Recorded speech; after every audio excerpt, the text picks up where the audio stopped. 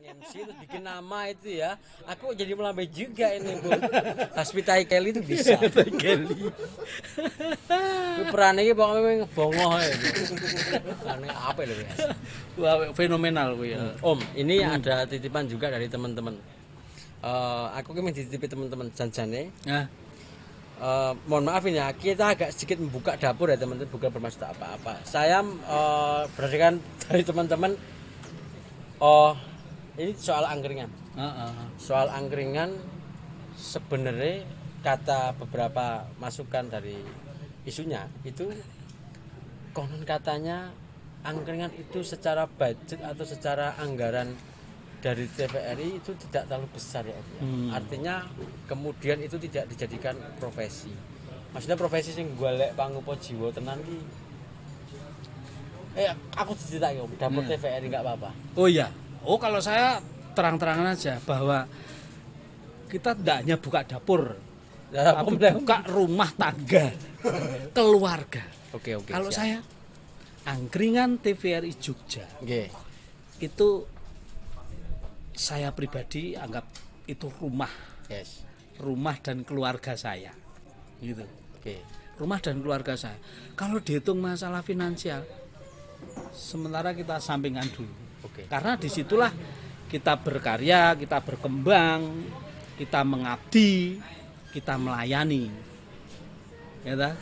Karena TVRI itu adalah sebuah rumah, di mana rumah produksi, produksi yang nantinya hasilnya dari luar. Oke. Nah, begitu. Istilahnya ya Dalijo bisa dikenal orang di luar TVRI, bahkan masyarakat juga mengenal. Itu dari rumah kita ini, dari TVRI. Meskipun secara finansial memang tidak bisa diharapkan ya Om ya.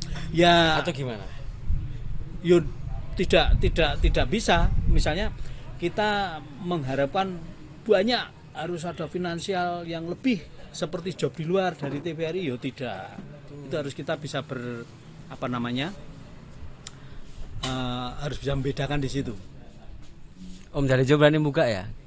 Berani buka nggak ya? Kira-kira personal sekali episode di angkringan tuh berapa ya? Berani buka nggak Om? Kalau berani ya disampaikan, kalau nggak juga nggak apa-apa. Karena nanti kita akan nanti tapi esensinya bahwa sepakat Om, komunitas atau kelompok seperti Om Dalijo di angkringan itu family, keluarga. Jaringan tempat berkarya itu punya di situ. Rumah produksi. Tapi pertanyaan saya tetap belum dijawab Om. Buka berapanya itu? Buka berapa ya? Budget TVRI kalau bayaran ini Om Dalijo berapa sih sebenarnya? Nah, karena itu merupakan sebuah rumah tangga. Oh, sebuah rumah tangga. Oke. Sebuah keluarga. Yang tahu berapa dan berapanya itu hanya ibu yang tahu. Kan saya sebagai anak itu. Taunya ya kita kalau misalnya di meja makan ada makan, kita makan. Udah kita bahagia seadanya dan kita menerima yang tandum. Satu kunci untuk kita menjadi bisa merasakan hasil karya kita tuh ikhlas. Iya. Ikhlas. Orang ikhlas yo nggak bisa langgeng di manapun itu kuncinya gitu. Jadi yang tahu budget itu hanya si ibu ya. Ibu rumah tangga. Oke. Tetapi Om, ibu rumah tangga ini mesti nyangoni anak itu. Nah, Om Dalijo itu kalau pas mangkat sekolah utawa mangkat nang anu ki disangoni pira Om? Lah itu masalahnya. Saya harus ditanya dulu, kamu mau naik apa? Oh, gitu. Mau jalan, naik pas sepeda. semondok iki ya. Iki pas semondok iki. Mau naik sepeda, jalan, apa naik bus gitu. Itu beda-beda Om ya? Iya. Kalau naik sepeda berapa Om? Naik sepeda ya disesuaikan dengan kondisi. Kondisi keuangan si ibu itu loh. Oh gitu. Kalau naik motor berapa Om? Ya sama dikondisikan dulu. Ya misalnya kondisinya full bensin nih nggak jauh gitu. Nah, ya nggak jauh lah dengan full bensin atau mau diisi pertamax atau diisi apa. Bebas pertalite aja paling murah. Kalau pertalite nanti ya itu ada yang lebih bagus lagi pertamax gitu. Ya pokoknya begitulah. Yang jelas keluarga kita rasakan bersama, kita nikmati bersama gitu. Untuk kerja artworkernya, wah itu di luar. Saya sudah tiga kali bertanya ya. Jadi tidak akan bertanya lagi ke 4 kalinya. Mungkin Pak Produser kita besok bisa ya menghubungi ibunya. Ibu bisa langsung ke ibu saya. Nyon saya ibu Pak dari Zati. Angkringan besok kami sowan ya. Karena ada nilai yang barangkali saya sih curiga sih ya. Waduh, ini pasti katakanlah ya bukan menjadi acuan utama tadi soal finansial. Saya pasti sudah curiga, tapi tetap harus tahu besarannya sebenarnya. tapi kalau tanya ibu sekarang itu bisa jadi nggak valid. Lah wong sekarang itu sudah beberapa bulan nggak syuting kok mau tanya. Sama mau nanya itu mau saya kasih jawaban berapa. Oke. Besok aja kalau sudah on lagi ya. Oke. Berarti teman-teman Pak Produs kita harus menunda nggak jadi ya Pak Produs. Mungkin kita bisa menemui anak yang lain ya. Ya besok pas rame aja. Nah, siapa tahu ada perlakuan beda pada anak lain kan. Kalau Om Dalijo itu waktu berangkat sekolah disangoni 20.000, berarti nanti kita tanya anak yang lain, siapa tahu anak yang lain disangoni 10.000. Itu jadi tak tekon itu kan sangat 10.000 ngapa ya gitu loh. Oke, itu dapur ya. Bukan dapur, sorry.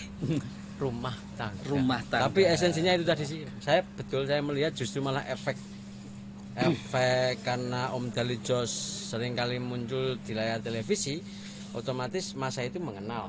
Kalau masa mengenal berarti kan di luar itu pasti luwih laris, rezeki ini pasti luwih. Alhamdulillah begitu.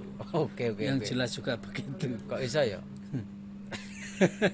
Ya itu tadi efek keterkenalan mungkin ya dari itu. Ya dengan media sebagai rumah kita gitu, rumah produksi itu ya itu sangat berpengaruh sekali. Mana orang mengenal Dalijo, perhelatan, kemudian acara apapun, sering dengan ya baik acara instansi, acara apa. Om, kalau MC dan lain sebagainya sampai luar kota ya? Iya, sampai luar kota. Kalau MC, masih lingkup di Jogja Jawa Tengah ya? Iya Jogja. Enggak, ya di luar Jawa juga. Oh gitu. Tapi tetap mayornya Om Dalijo itu menggunakan bahasa Jawa tuh. Banyak yang dari misal di Lampung sama terus di Kalimantan, Palangkaraya sama Buntang misalnya. Ya. Itu kan banyak orang Jawa juga. Ya. Jadi perhelatan dengan bahasa Jawa. Ini nganggo bahasa Jawa tau Om? Bahasa Jawa. Kemudian juga nanti yang adatnya itu pakai bahasa Jawa. Terus nanti yang seremonial biasa pakai bahasa Indonesia. Gak usah pakai bahasa Indonesia. Om kasihan MC bahasa Indonesia. Kayak saya ini kan kalau Om Dalijo nganggo bahasa Indonesia kan ada apa itu toh. Bahasa Jawa wae Om Dalijo wis sangat dikalahke ngono lho, Bung. Soalnya beliau ngerti kirata basa anti tatanan berbahasa. Dhewe arep ngoyak kuwi rada kangen to, Bung. Ya karena orang di luar Jawa tuh biasanya masih kental dengan adat Jawa. Dia Jawa dari mana? Misalnya ingin adat Surakarta, ingin adat Jogja. Om Dalijo tahu adat itu semua urutannya? Ya jelas. Oke, ya. Panotocoro itu adat Surakarta, itu beda jelas dengan Jogja. Gendingnya sudah beda. Le sinau maca buku atau tata caranya. Di samping ya dua ilmu itu tadi dari literatur, dari literasi, kemudian juga dari pengalaman. Tanpa pengalaman nonsen itu. Ya mungkin teman-teman tahu ya, proses itu kan ada artinya semua ya Om ya. Misalnya ngidak. Apa kok ngidak tuh? Mecah ndok atau apa? Mecah ndok gitu. Mecah telur itu ada artinya. Contoh Om. Kalau di gaya Surakarta, mecah telur itu dengan diinjak. Oke. Kalau di Jogja, yang mecah telur itu perias mantennya atau dukun mantennya. Nanti telurnya cuma ditempelkan yang batuke manten lanang terus manten putri itu baru dipecah. Itu mecah pamor istilahnya. Jadi menghilangkan Sukerto. Nah, Sukerto itu halangan-halangan yang kemudian sebagai tolak balak. Kalau sudah pecah, nah, pecah pamore. Nek dibanemin ndas iki berarti apa artinya kira-kira? Pinju artinya. Oh ya. Iso Kita merempul. lah Om agak sedikit kehilangan itu loh. Kehilangan ilmu-ilmu literasi tentang kebudayaan Jawa, khususnya daur hidup prosesi pernikahan misalnya. Agak sedikit susah sih nyari buku itu ya. Ada nggak sih Mas buku Pak Produser? Buku pedoman ini ono ya mungkin. Om dari jauh koyone nggawe wangun lho iki. Aku mancing-mancing jane.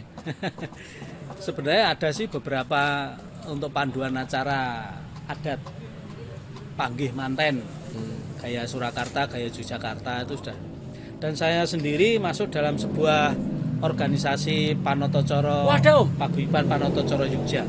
PPY namanya. Paguyuban. Panatacara Yogyakarta. Oke, Om Jalija sebagai Ya saya sebagai pengurus dan anggota. Ngurusi werna-werna sing ora Itu anggotanya banyak, Om? diurusi. Ya banyak sekitar 200 lebih seluruh Jogja. Dari 4 kabupaten 1 kota madya. iya. Jogja itu dari 4 kabupaten 1 kota madya. Paham? Paham Om. Ayo ono nek kuwi nek ana kabupaten liya berarti memberontak iki. Ngetek di kabupaten dhewe. Itu anu Om, apa namanya?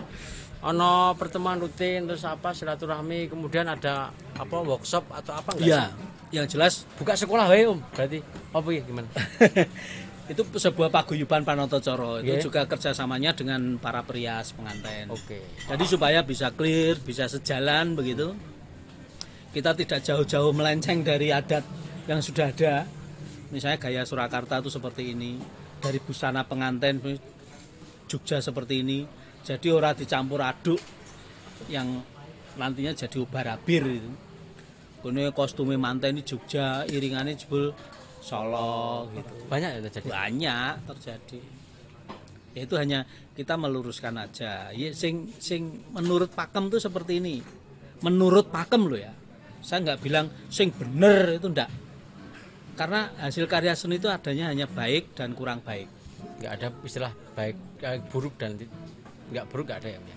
Benar dan salah. Enggak ada ya Om ya. Kalau saya nggak ada. Sepakat. Karena benar dan salah itu kalau nggak ilmu pasti enggak. Sepakat. Bagus tuh Om. Baik dan kurang baik gitu loh.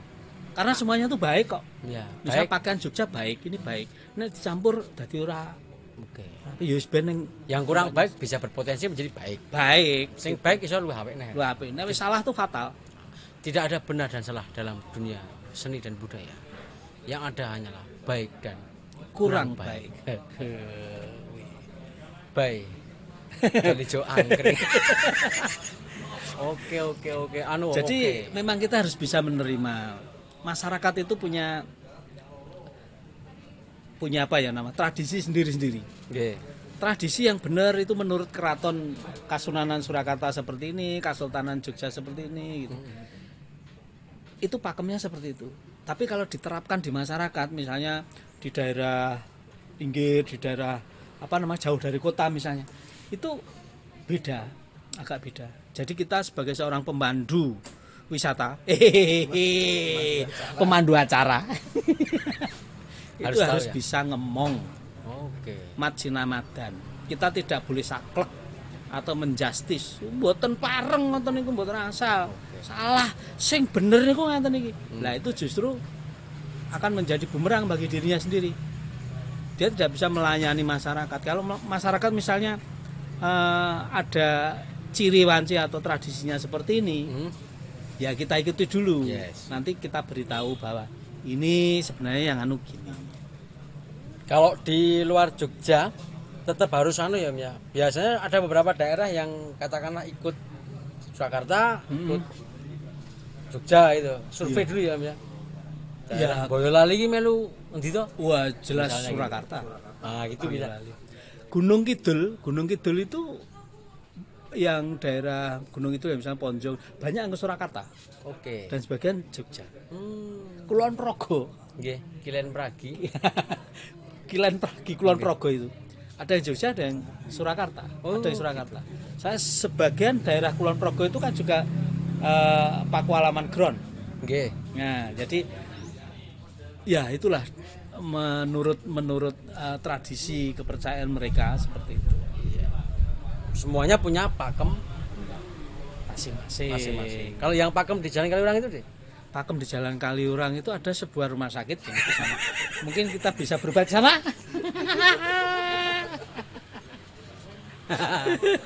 Oke. Cukup menarik. Tapi jangan salah arti loh ya. Pakem itu bukan sesuatu yang pasti. Bukan sesuatu yang Pasti jangan bantu soalnya beda. itu pasti ye. Karena pakem itu sendiri menurut saya loh ya. Kalau menurut yang lain silahkan. Sebuah pakem tradisi itu adalah hasil kesepakatan pada zamannya. Ya ta? Penjenengan seorang empu. Saya empu-empunan. Yang lainnya Mas Hasbi juga orang-orang yang pada bidangnya dia kompeten pada bidangnya, kemudian menentukan ini. Oh ya oke. Ini bagus. Mari kita tetapkan ini menjadi patokan untuk tradisi ini. Jadi pakem itu adalah hasil kesepakatan. Itu pun prosesnya tidak serta-merta jadi seperti itu. Ada perubahan-perubahan sampai menunjukkan pakemnya pengantin gaya Surakarta seperti ini, pakemnya Jogja seperti ini. Ini pun tidak menutup kemungkinan bisa berubah sewaktu-waktu. Ya. Artinya ya kalau sepakat tadi Om Dalijo, jadi memang seni dan budaya itu berkembang ya, tradisi juga berkembang ya. Iya. Apalagi di era-era modern itu berkembang. Sampai berkembangnya kalau ngomongin manten kembang sing biyen kantile asli saiki dadi plastik. Dadi plastik. Ada lagi yang manis, kembang gula namanya. Le tumbas teng pasar Pasti. kembang. Mboten teng pasar kembang. Oh, pasar kembang. Peken Puspito. Iya. Om Dalijo sing The flower market. tempat jajan dan olahraga. Pernah ke sana, Dik? Beli apa? Beli bunga. Oke, Om Dia Dalijo. terus mengalir pokoknya menurut keadaan. Sekarang pun juga ada pengantin pun juga berkembang. Ada yang dulu zamannya Pak SBY Kagungan Kersomantu. Nggih. Itu juga ada rias busana model SBY-nan misalnya. Oh gitu. Ya, di sini paesnya paes tradisi, pakai gaunnya ada beda. Berarti kita bikin sendiri itu boleh ya, dia. Tapi bikin sendiri harus ada Kembangan argumentasi yang tepat. Oh ya, motif ya alasannya. Harus tetap masih ada apa ya? Paugeran. Paugeran itu aturan atau pakem ini tadi. Tidak jauh-jauh beda. Tidak jauh-jauh meleset. Gawe pakem Mataram Dalijonan wis itu mungkin. Tambah apa ngono. So, kalau saya ada kreasi gerak Mataram tapi ada saya kasih apa itu tapi sudah bisa diakui oleh orang banyak. Gerak Dalijan misalnya. Saya belangkon misalnya. Belangkon saya misalnya cetetnya ini mesuk lebar. Terus ininya pendek misalnya. Kalau saya pakai belangkon seperti itu, wah ketok ya cakrak banget. Ada yang meniru. Dia pesen belangkon kados ngene Dalijo. Saya pesen belangkon sing model Dalijan. Orang lain yang menyebut. Berarti kita bikin itu boleh saja selama masyarakat menerima, mengikuti kita. Mengikuti Dan akhirnya diakui. Diakui ya. Ya. Nek ora nek sing ngeloni. Ning kira ngono Dewi sing Dalijan mau. Hah? Bari gawe ya kita ya. Belangkon itu ada. Tapi saya Belangkon tidak Dalijanan? belangkon model Dalijo Dalijanan ngono. Oh, apa wis duwe. Jadi itu tetap belangkon, tetap model belangkon. Ya, Biasanya tidak saya- merusak paugeran. Tidak, misalnya mondolane gak ngarep ini ora oleh. Nggak boleh. Itu namanya gawe dhewe ning waton gawe to. Nah, tetap ini cetetnya ini agak ke bawah, kemudian ini lebar. Panjang, agak panjang.